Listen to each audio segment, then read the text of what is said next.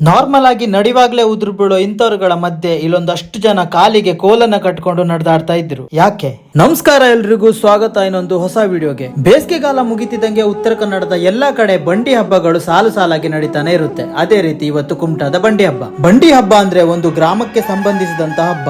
ಗ್ರಾಮದ ಜನರೆಲ್ಲ ಒಟ್ಟುಗೂಡಿ ಸಕಾಲಕ್ಕೆ ಮಳೆ ಬೆಳೆ ಆಗ್ಲಿ ಅಂತ ಪರಮಾತ್ಮನಲ್ಲಿ ಬೇಡಿಕೊಳ್ಳೋ ಪದ್ಧತಿ ಆಗಿನಿಂದ ಈಗಿನವರೆಗೂ ನಡೆದುಕೊಂಡು ಬರ್ತಾ ಇದೆ. ಇಲ್ಲಿರೋ ವಿಶೇಷ ಆಕರ್ಷಣೆ ಅಂದ್ರೆ ಕೆಂಡವನ್ನ ಹಾಯೋದು. ಪ್ರತಿ ವರ್ಷದಂತೆ ಈ ವರ್ಷನೂ ಶಾಂತಿಕ ಡೆಕೋರೇಟರ್ಸ್ ಅವರು ಉಚಿತವಾಗಿ ಪಾನಕವನ್ನ ಹಂಚ್ತಾ ಇದ್ರು. ಅದನ್ನ ಕುಡಿದು ಕೆಂಡ ಹಾಯೋದನ್ನ ನೋಡೋದಕ್ಕೆ ಅಂತ ನಿಂತಿರೋ 5 ನಿಮಿಷಕ್ಕೆ ಕೆಂಡದ ಶಾಖದಿಂದ ಮೈಯಲ್ಲಿರೋ ಬೆವರು ಕಿತ್ಕೊಂಡು ಹರಿತಾ ಇತ್ತು.